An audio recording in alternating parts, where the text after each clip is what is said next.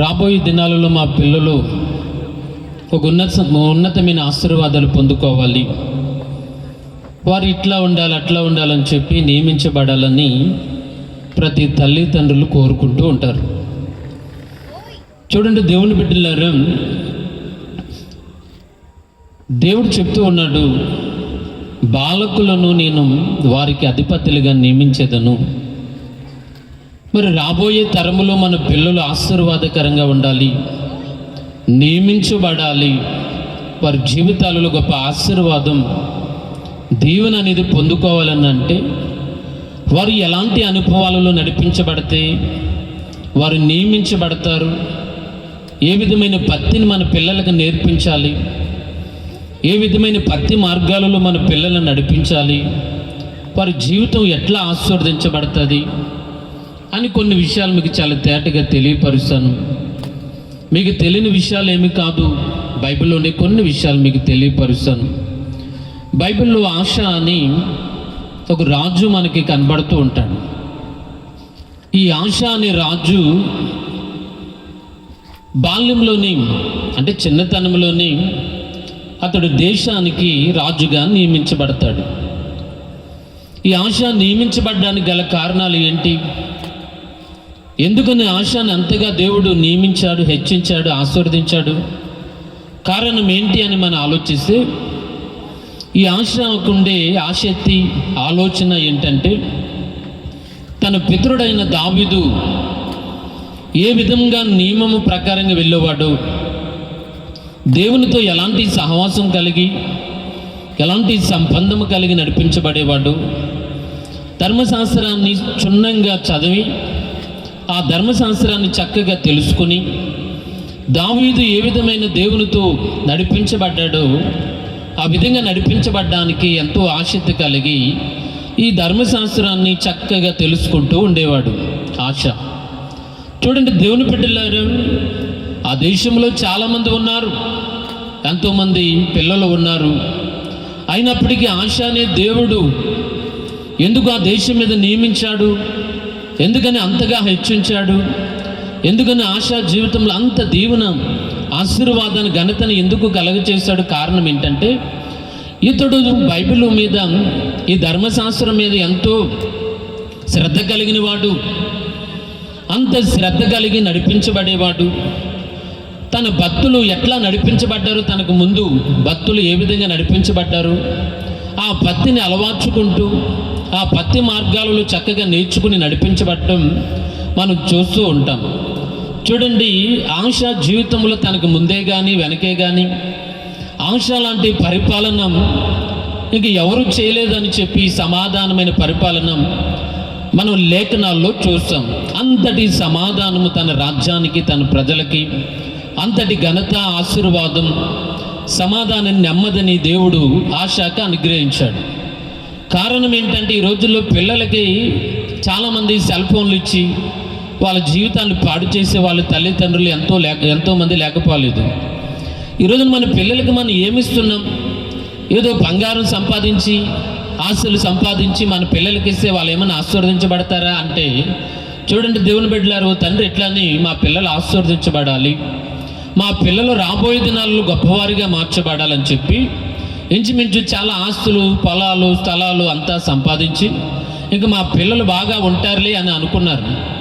చూడండి దేవుని బిడ్డలారు, ఒకడు త్రాగుబోతయ్యాడు, మరొకడు తిరిగిపోతయ్యాడు, మరొకడు పేకాట ఆడుతూ ఉన్నాడు. తర్వాత వాళ్ళ జీవితం ఏమైందిరా బాబు అంటే, వాళ్ళ జీవితంలో పేకాట ఆడి వాళ్ళ లక్షల రూపాయలు అప్పులు చేస్తుంటే ఈ తండ్రి అప్పులన్నీ తీరుస్తూ ఉన్నాడు. మరొకడు త్రాగుతానికి అప్పులు చేస్తుంటే అప్పులు తీరుస్తున్నాడు. ఇట్లా రకరకాల పరిస్థితులు. ఆ తండ్రికి నెమ్మది లేదు. ఈరోజున మన పిల్లలకి మనం ఏం నేర్పించాలి, మన పిల్లల్ని ఎలాంటి అనుభవాలలో నడిపించాలి, వారి జీవితంలో బైబిల్లో ఉండే ఉన్నతమైన అనుభవాలను మనం నేర్పించాలి, ఒక భక్తి శ్రద్ధని మనం వారికి నేర్పించాలి, లేఖన భాగాలు వాళ్ళకి తెలియపరచాలి, దేవుని యొక్క ఆజ్ఞల మార్గంలో నడిపించాలి. ఏదో మనం డబ్బు సంపాదించి వాళ్ళ ముందు పెడితే వాళ్ళు ఏదో ఆశీర్వాదకరంగా ఉంటారని కాదు. ఈరోజు ఎంతోమంది మా బాబాయ్ జీవితంలోని కోట్ల రూపాయలు సంపాదించాడు.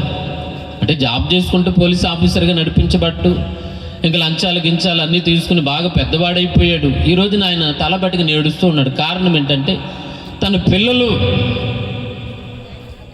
చేసిన అప్పులు తీర్చలేక ఎన్నో బాధలు పడుతూ ఉన్నాడు. ఈరోజు నువ్వు చూడండి, దేవుని బిడ్డలారా, మన డబ్బు కాదు సంపాదించవలసింది, ఆత్మీయతని సంపాదించి ఆత్మీయతలో మన పిల్లలకి నేర్పించగలిగితే వారి జీవితం అనేది రాబోయే దినాలలో వారు దేశం మీద, రాష్ట్రాల మీద, జిల్లాల మీద దేవుడు వారిని అధిపతులుగా నియమిస్తాడు. అలాంటి గొప్ప దీవెన అనేది మన పిల్లలకు అనుగ్రహిస్తాడు. అట్లాంటి అనుభవాలు మన పిల్లలకి నేర్పించాలి. కానీ ఈ రోజున చాలామంది ఏయో నేర్పిస్తూ ఉంటారు. సెల్ ఫోన్లు ఇచ్చి అవి ఇచ్చి ఇవి ఇచ్చి వాడికి నచ్చినని ఇచ్చి అయ్యో ఏడుస్తున్నాడులే, అయ్యో అట్లా చేస్తున్నాడు ఇట్లా చేస్తున్నాడు అని చెప్పి పిల్లలకి అలాంటివన్నీ ఇచ్చి వారి జీవితాన్ని పాడు చేసే తల్లిదండ్రులు ఎంతోమంది మనకి కనబడుతూ ఉంటారు. కనుక దేవుని బిడ్డలారా, ఆశా జీవితంలో బైబిల్ ధర్మశాస్త్రాన్ని చేతపట్టాడు. ధర్మశాస్త్రాన్ని క్షుణ్ణంగా చదువుతున్నాడు. తనకు ముందు భక్తులు ఎలా నడిపించబడ్డారు ఆ భక్తి మార్గాన్ని నేర్చుకుంటూ ఉన్నాడు. ఆ విధంగానే తన జీవితంలో గొప్ప ఘనతని, ఆశీర్వాదాన్ని దేవుడు అనుగ్రహించాడు. కనుక సహోదరి సహోదరుడు, ఈ దినాన్ని మీ పిల్లల జీవితం ఒక్కసారి యోచించండి. వారు ఎలాంటి అనుభవాలలో ఉన్నారు, ఎందుకు నియమించబడలేకపోతున్నారు, వారు ఎందుకు ఆశీర్వదించబడలేకపోతున్నారు, వారి జీవితంలో ఎందుకు ఉన్నతమైన శిఖరాలని అధిగమించలేకపోతున్నారు, ఒక్కసారి యోచించండి. ఈరోజు తల్లిదండ్రులుగా మీరు చేయవలసింది ఏంటంటే, ఈ ధర్మశాస్త్రంలో ఉండే అనుభవాలు మీ పిల్లలకు నేర్పిస్తే వారు రాబోయే దినాల్లో ప్రయోజకులుగా దేవుడు నడిపించి ఆశీర్వదించునుగాక. హల్లెలూయా. మరొక విషయాన్ని కూడా మీతో తెలియపరుస్తూ ఉంటా. ఒకసారి గట్టిగా హల్లెలూయా చెప్పండి. హల్లెలూయా. హల్లెలూయా చెప్పి అలవాటు లేదనుకుంటే మన వాళ్ళకి. మనం ఉండేది గుంటూరు జిల్లా కాదు, ఇప్పుడు పల్నాడు జిల్లాకు వచ్చాం. ఒకసారి గట్టిగా హల్లెలూయా చెప్పండి తల్లిలారా. హల్లెలూయా. చూడండి, దావీదు జీవితాన్ని గురించి మీకు తెలియపరుస్తాను చక్కగా. దావీదు జీవితంలో దావీదు అరణ్యములోకి ఎందుకు వెళ్ళిపోయాడు, దావీదును అరణ్యంలో 4 గొర్రె పిల్లలను ఇచ్చి తన తండ్రి ఎందుకు పంపించేశాడంటే, ఒకరోజు దావీదు ఒక తండ్రి దావీదు తల్లిని వివాహం చేసుకుంటాం జరుగుతుంది. అంతకుముందే దావీదుకి ఆల్రెడీ దావీదు తండ్రికి యెషయాకి మ్యారేజ్ అయ్యి పిల్లలు కూడా ఉన్నారు. అలాంటి పరిస్థితుల్లో మరొక ఆమెని ఇతడు పెళ్లి చేసుకుంటాం జరుగుతుంది. ఈ లోపల యూదులందరూ చెప్తారు, అరే బాబు, నువ్వు యూదులందరికీ అధిపతిగా ఉన్నావు, ఇక్కడ అధిపతిగా ఉన్నావు. యూదులందరికీ ఒక మీటింగ్ జరుగుతుంది. ఆ మీటింగ్కి జరిగించే ఆ పరిస్థితికి అతడు అధిపతిగా నియమించబడ్డాడు యెషయా.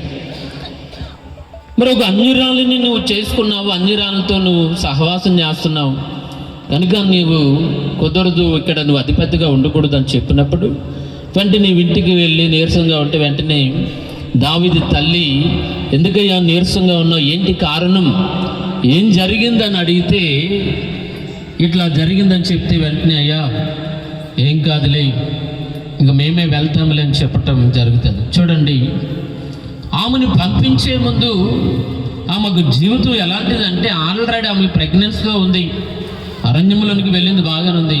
కొద్ది రోజులు గడిచిన తర్వాత దావీదుని వాళ్ళ అమ్మగారిని తీసుకువద్దామని అనుకుంటే ఈ పిల్లలు ఒప్పుకోరు. ఏమో ఆమె గర్భిణితో ఉంది, ఆ పిల్లవాడితో తిరిగి వచ్చింది, బాగానే ఉంది. కన్నా తర్వాత తిరిగి వచ్చిన తర్వాత ఆ పిల్లవాడు ఎవరికి పుట్టాడో మాకు తెలియదు, నీకు పుట్టాడని గ్యారంటీ ఏంటి అని చెప్పి దావీదుని గురించి వారు అబ్జెక్షన్ పెడుతూ ఉంటారు, ఆటంక పెడుతూ ఉంటారు. అలాంటి పరిస్థితుల్లో వెంటనే దావీదుకి గొర్రె పిల్లల్ని ఇచ్చి తన జీవితంలో గొర్రెలు కాంచుకోమని చెప్తాడు. అన్నలో కాదన్నా, ఎవరు త్రోసివేసినా, ఎవరు కాదన్న ఈ పరిస్థితుల్లో ఒకరోజు ఇజ్రాయేల్ ప్రజలకి రాజును ఎన్నుకోవాల్సిన పరిస్థితి ఎదురయ్యింది. అలాంటి పరిస్థితుల్లో సమూయేలుని యెషయా దగ్గరికి వెళ్ళమన్నాడు. యెషయా దగ్గరికి వచ్చినప్పుడు నాయన మరి వీళ్ళని అభిషేకించాలని కోరుకుంటే దేవుడు కాదంటున్నాడు, యాక్సెప్ట్ చేస్తలేదు. నువ్వు పై రూపాన్ని చూస్తూ ఉన్నావు అని చెప్తూ ఉన్నాడు. మరి నాయన వెళ్ళానే నీకు పిల్లలు ఇంక ఎవరన్నా ఉన్నారంటే ఉన్నాళ్ళే, ఒకడు అరణ్యంలో ఉన్నాడు, వాడు గొర్రెలు కాచుకుంటూ ఉన్నాడు. చూడండి దేవుని బిడ్డలారా, దావీదును మరలా పిలిపించి తనను అభిషేకించి రాజ్యానికి రాజుగా నియమించడం జరిగింది. ఈ రోజుల్లో మన జీవితంలో మనల్ని ఎవరిని త్రోసివేసినా, లేకపోతే ఇంట్లో ఉండే వాళ్ళే కాదన్నా, అన్నలే కాదన్నారు, వాడు ఎవరికి పుట్టారో తెలియదు అన్నాడు, అలాంటి పరిస్థితుల్లో తన జీవితంలో త్రోసివేయబడి తన జీవితాన్ని కించపరిచిన అన్నల మధ్యలోనే దేవుడు ఏం చేశాడంటే దావీదును రాజుగా చేశాడు. కారణం ఏంటో తెలుసా? దావీదుకు ఉండే అనుభవం ఏంటంటే, దావీదేముని కత్తిపట్టి యుద్ధాన్ని నేర్చుకునేవాడు కాదు, కత్తిపట్టి కలం పట్టేవాడు కాదు, అంతటి జ్ఞానం కలిగిన వాడు కాదు. దావీదు యుద్ధ నైపుణ్యం అంత తెలిసిన వాడేమి కాదు, దావీదు నేర్పరేమి కాదు. దావీదుకుండే అలవాటు, దావీదుకుండే గొప్ప గుణం ఏంటంటే దావీదు దేవుని స్తుతించేవాడు. ఈ రాత్రి మీ పిల్లలు గొప్ప వాళ్ళుగా మార్చబడి నియమించబడాలనంటే మీ పిల్లలు చేయవలసింది ఏంటంటే, కత్తి పట్టన అవసరం లేదు, జ్ఞానమే లేకపోవచ్చు, తెలివి లేకపోవచ్చు. అయితే మీ పిల్లలు చేయవలసింది ఏంటంటే దేవుని స్తుతించేవారుగా ఉండాలి, ఎప్పుడు దేవుని కొనియాడే వాళ్ళుగా ఉండాలి, దేవుని ఘనపరిచే వాళ్ళుగా ఉండాలి మన పిల్లలు. ఈ రోజున దేవుని యొక్క నామాన్ని స్మరణగా ఉండాలి, స్మరణ చేసుకునేవారుగా ఉండాలి. కానీ ఈ రోజున చాలామంది దేవుడు అంటే ఏంటో తెలియకుండా, దేవుని నామాన్ని స్తుతించకుండా, దేవుని మందిరానికి వెళ్ళకుండా, దేవునికి దూరంగా ఉండి అనేక పిల్లలు నియమించబడలేకపోతూ ఉన్నారు. దేవుని పిల్లలు అనేక వాటిల్లో గొప్ప గొప్ప వాటిల్లో నియమించబడలేకపోతూ ఉన్నారు. కారణం ఏంటంటే స్తుతి అనే అనుభవం, దేవుని ఆరాధించే అనుభవం, దేవుని కొనియాడే అనుభవం లేకపోవటం వలన. కనుక సహోదరి సహోదరుడా, ఈ రాత్రి దావీదు వల్ల మీ పిల్లలు దేవుని స్తుతించగలిగితే దేవుడు సింహాసనం మీద కూర్చుండి పెడతాడు, అధికారులు ఎదుట నిలబెడతాడు, దేవుడు నియమిస్తాడు. గొప్ప అధికారాన్ని, దీవెన, ఆశీర్వాదాన్ని ఆ దేవుడు అనుగ్రహించును గాక. హల్లెలూయా. దావీదుకి తెలివి లేనప్పటికీ, దావీదుకి జ్ఞానం లేనప్పటికీ, దావీదుకి యుద్ధ నేర్పర కాకపోయినప్పటికీ, ఒకవేళ డాలు లేపడమే చేత కానప్పటికీ దావీదు దేవుడికి అవసరమై ఉన్నాడు. దావీదుకి చూడండి, దావీదుని గురించి దేవుని సంకల్పం ఉంది కనుక దేవుడు తనని నియమించాడు, దేవుడు గొప్పవారిగా మార్చాడు, ఘనతను కలగ చేశాడు, గొప్ప దీవెన అనుగ్రహించాడు. కనుక సహోదరి సహోదరుడా, ఈ రాత్రి నీ పిల్లలకు నువ్వేం నేర్పించగలుగుతున్నావు? ఈ రాత్రి నీ పిల్లలకి ఎలాంటి అనుభవాలను నువ్వు నడిపించగలుగుతున్నావు? సినిమా పాటలు నేర్పించే తల్లిదండ్రులు, లేకపోతే ఏదో కోయాను, లేకపోతే ఏదో పాట కోయ పాట అని చెప్పి ఒక దరిద్రమైన పాస్టర్ జబర్దస్తులోకి వెళ్ళి దరిద్రమైన దేవుని పాట ఏం కాదు. చూడండి, దేవుని నామానికి అవమానం కలిగి ఇలాంటి పరిస్థితులు, సినిమా పాటలు, లేకపోతే లోకంలో ఉండే పాటలు, లోకంలో ఉండే యాశాలన్నీ మన పిల్లలకు మనం నేర్పించకూడదు. మన పిల్లలకి ఎప్పుడు దేవుని కొనియాడే అనుభవాన్ని నేర్పిస్తే, దావీదు అదే చేస్తున్నాడు. యెహోవాయే నా కాపరిగా, నాకేమీ లేదని పాట పాడుకుంటూ కీర్తనలు పాడుతూ అట్లా నడిపించబడటం తన జీవితంలో గొప్ప ఘనతని, ఆశీర్వాదాన్ని దావీదుకి దేవుడు అనుగ్రహించాడు. ఆమేన్. చివరగా చెప్పి నేను ముగించేస్తాను. సమూయేలు ఒక జీవితాన్ని గురించి మనం చూస్తే, సమూయేలు ఇజ్రాయేల్ ప్రజలకి అతడు ప్రవక్తగా నియమించబడ్డాడు, దీర్ఘదర్శిగా, న్యాయాధిపతిగా. ఈ సమూయేలు ఎంతో గొప్ప ఘనత నొందినవాడు, తన కీర్తి అనేక దేశాలు వ్యాపిస్తూ ఉంది. ఈ రోజున మీ పిల్లోడు ఇంట్లో ఉన్నాడో ఎక్కడున్నాడో తెలీదు. కొంతమంది అమ్మ మీకు పిల్లలు ఉన్నారంటావా అన్నట్లుగా ఉంటారు. కొంతమంది పిల్లలు ఇళ్ళలోనే ఉంటారు. ఒకడైతే నాకు తెలిసిన పిల్లోడు ఉన్నాడు, అక్క హైదరాబాద్లో ఉంటుంది, అక్క ఇప్పుడు నాకు ఫోన్ చేసి బాధపడుతుంటుంది, అమ్మ ఏం చేస్తున్నాడు మీ పిల్లోడు అంటే ఏం లేదు, రాత్రి అంతా ఫైటింగ్ చేస్తాడంట. ఏంటి, సెల్ ఫోన్లో గేములు, రాత్రంతా 4 గంటల వరకు ఆ గేమ్లు ఆడి నిద్రపోయి తర్వాత మళ్ళీ ఎప్పుడు లెగిస్తాడంటే 2 గంటలు లెగిస్తాడు. అలాంటి పరిస్థితులు. కనుక దేవుని బిడ్డలారా, ఈరోజున కొంతమంది ఇళ్లలో పిల్లలు ఉన్నారో లేరో తెలియకుండా బ్రతుకుతూ ఉన్నారు.